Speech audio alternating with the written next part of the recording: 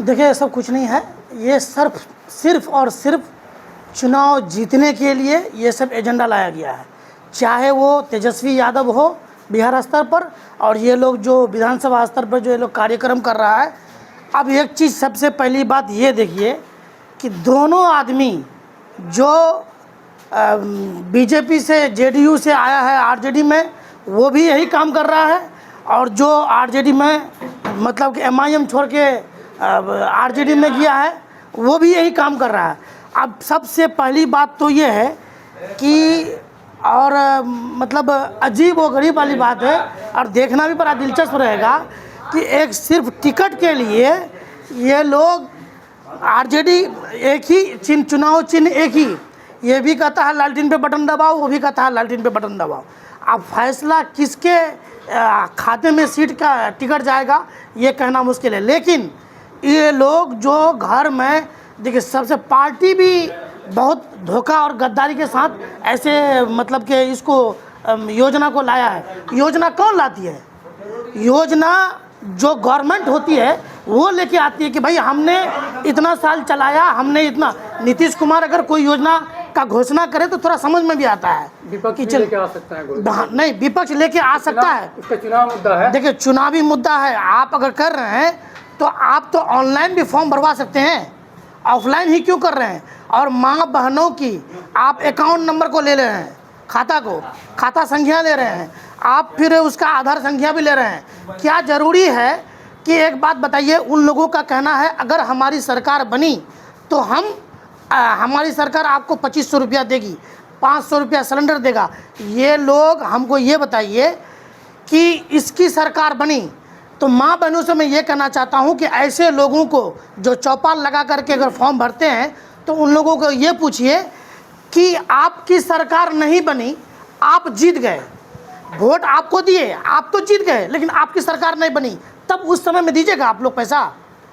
तो ये सिर्फ और सिर्फ अपना जीतने के लिए कर रहे हैं। पार्टी जीते, पार्टी की सरकार बने या ना बने, हम जीत गए काफ़ी है, क्योंकि उसके पास मुद्दा कुछ है नहीं, क्योंकि गद्दारी किया है।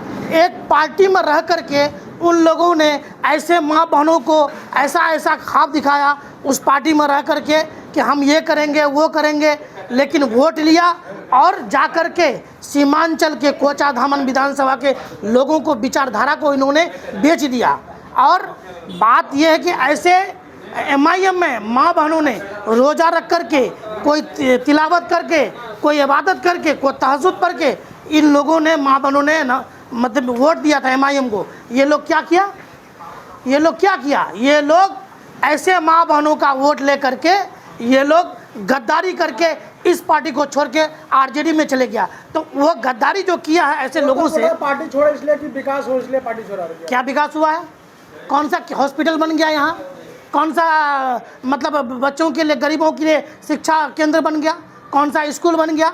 कौन सा बड़ी सड़कें बन गई? पहले ये बताइए। 200 रोड अब तक बन चुका है। 200 रोड बन चुका है। वही रोड जो मतलब बनाया हुआ रोड का जाके शिलान्यास से लोग कर रहा है, वैसा ही रोड बना रहा है।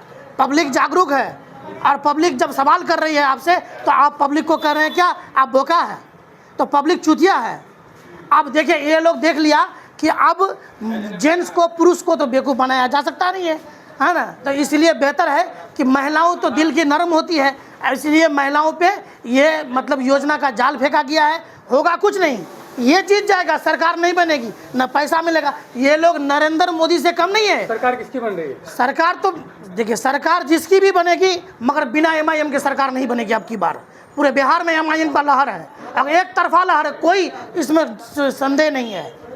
लेकिन मजबूर में लोग झांसे में आ जाते हैं माँ बहन लोग। अगर एमआईएम जीतती है कोचा दामन से, फिर उसके जो अभी राजद में चले गए हैं राजवी साहब, उसी के तरह क्या गारंटी है कि इमाम को जिताएं? फिर वो अगर ऐसा नहीं हो, देखिए सबसे बड़ी गारंटी ये है कि ये लोग जो भागे तो उस समय ये लोग ये सोचे कि 4 साल 5 साल हो जाएगा, जनता भूल जाएगी, लेकिन जनता भूला नहीं है।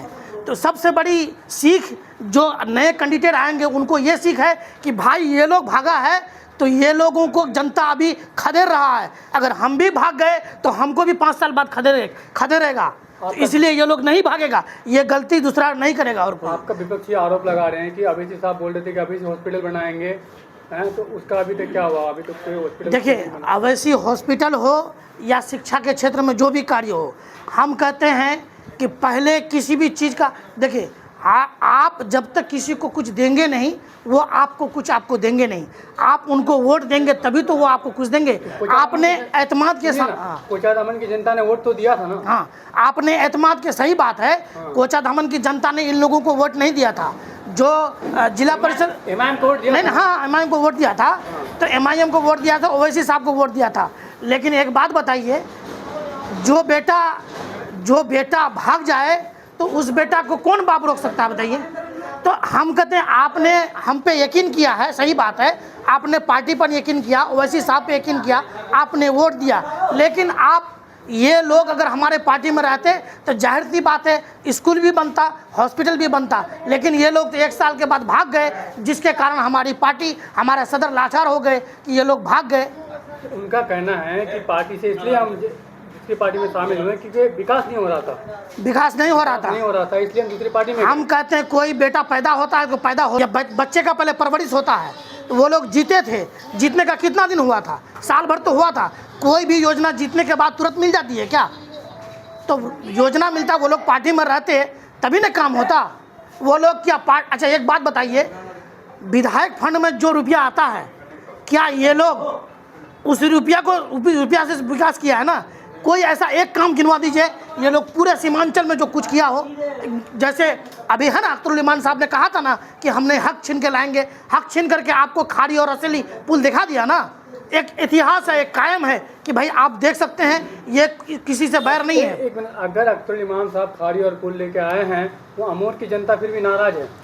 देखिए, आप नाराज तो देखिए, हम कहते हैं कि हम आपसे मोहब्बत करते हैं, आप हमसे नफरत करते हैं, हमको पता भी तो चले कि आप किस बात से नफरत करते हैं। सर लास्ट सवाल, वो तो हमको एक भी, कहीं भी पूरे हिंदुस्तान में, पूरे बिहार में वो सबूत दे दे एक बात का कि एमआईएम बी टीम है। लेकिन हम सबूत के साथ तेजस्वी यादव को बी टीम कह सकते हैं। ये एमआईएम वो तेजस्वी यादव वो बी टीम है, और वो क्या कहते हैं कि बीजेपी का मसाला है। कैसे बताइए? जब लोकसभा चुनाव हुआ था 2024 में, तो पूर्णिया विधानसभा से पप्पू यादव जी निर्दलीय चुनाव लड़ रहे थे, और उस समय आरजेडी से बीमा भारती थी, और आपका एनडीए से कोई था, क्या नाम था उनका, पूर्णिया सांसद थे। तो जब तेजस्वी यादव का सभा हुआ था पूर्णिया में, तो क्या कहा था उन्होंने कि वोट हमको दीजिए आरजेडी में, यानी इंडिया गठबंधन में वोट दीजिए, वर नहीं तो एनडीए में दीजिए। एक मिनट सुनिए, इंडिया में दीजिए, वर नहीं तो एनडीए में दीजिए, मगर पप्पू यादव को मत दीजिए। क्यों? क्योंकि जानता है कि पप्पू यादव जीतने के बाद, अब पप्पू यादव थे सेकुलर आदमी है ना? तो ये लोगों ने, अब बी टीम कौन है? जो खुद खुलेआम मंच में वोट मांगता हो, बीजेपी का कहता है कि इंडिया को नहीं तो एनडीए को दो, मगर किसी निर्दलीय या किसी पार्टी को मत दो। तो ऐसे लोग बी टीम नहीं है, तो हम बी टीम कहाँ से हैं? सर लास्ट सवाल, अगर जी एमआईएम फिर इस बार अगर जी कोचा धामन विधानसभा से अगर सीट लाती है, तो आप किस किस मुद्दों को लेकर काम करेंगे? देखिए, सीट लाती है नहीं, हम लोग इस बार सीमांचल ही नहीं, पूरे बिहार से, हमने पहले भी कहा था, हमारे पूरे बिहार से कितना सीट लड़ रहे हैं? देखिए, अब लड़ने की तो अभी कोई पुख्ता ये नहीं हुआ है कि कितना सीट में लड़ेंगे। एक नारा था कि 4 गए 24 लेके आएंगे। हाँ, 24 नहीं, वो कम बोल दिए हम लोग, लेकिन चलिए कोई बात नहीं, 24 ही आ जाए, उसी में हम लोग को ये है। लेकिन 4 गए 24 नहीं, 48 भी आएंगे, उसमें कोई दिक्कत नहीं है, और 24 सीट से कम भी नहीं आएंगे। आप स्क्रीनशॉट रख लीजिए, बोल दीजिए। सर कोचा धामन की जनता को क्या पैगाम देना चाहेंगे? हम कोचा धामन के नहीं, पूरे सीमांचल और पूरे बिहार के जनता को यही मैसेज देना चाहते हैं कि ख़ास तौर से माँ बहनों को, कि आप लोग सिर्फ ऐसे जो लोग जाते हैं, चौपाल लगाते हैं और कहते हैं कि फॉर्म भरिए पैसा मिलेगा, ये लॉलीपॉप सिर्फ आपका वोट लेने के लिए है। अगर उनको ये सवाल कीजिए कि मान लिया जाए आपका सरकार नहीं बने, यहाँ से आप जीत गए और आपका सरकार नहीं बनी, तो क्या पैसा दीजिएगा? तो ये लोग सिर्फ अपना जीतने के लिए ये महिलाओं का वोट चुराना चाहते हैं। महिलाओं तो नर्म दिल की होती है, बाथरूम में आ जाती है, इसलिए ऐसे महिलाओं से हो सकता है, क्या ज़रूरी है, अकाउंट आपके पास है, महिलाओं का आधार आपके पास है, आप उनके नाम पे लोन ले लिए, वो लोन को कौन भरेगा? अगर आप लोन ले लिए किसी महिला के नाम से, अभी साइबर क्राइम चल रहा है, किसी का अकाउंट हैक हो जाएगा, किसी का अकाउंट हैक होने के बाद अकाउंट, सुनिए, किसी का अकाउंट हैक होने के बाद उसका पैसा अकाउंट से निकल जाएगा और किसी के नाम पे कोई लोन ले लेगा, इसके जिम्मेवार कौन होगा? विपक्ष के बाद एक मुद्दा है कि हम सरकार में आएंगे तो 25 करोड़ चुनाव लड़ रहे हैं। देखिए, सबसे पहली बात यह है कि जो चीज़ हमारे पास ये है, शिक्षा का मुद्दा ये है, शिक्षा पे काम करेंगे, स्वास्थ्य पे काम करेंगे। यहाँ जितने जो विकास नहीं हुआ है, इन लोगों ने नहीं किया है, उन विकास का काम करेंगे। जनता क्यों भरोसा करे आप पर? जनता भरोसा इसलिए करे कि जनता ने हमें एक बार मैंडेट दिया है, वो तो चला गया ना सर, वो चले गया। एक बार भरोसा किया, जनता चला गया। हाँ। दूसरी बार आप पर भरोसा क्यों करे? हम पे भरोसा इसलिए करे कि हमने जिन बातों पे कहा था वो बात आज भी हम उसमें अडिग हैं और कल भी रहेंगे और शिक्षा स्वास्थ्य पे काम करेंगे। का चुनाव में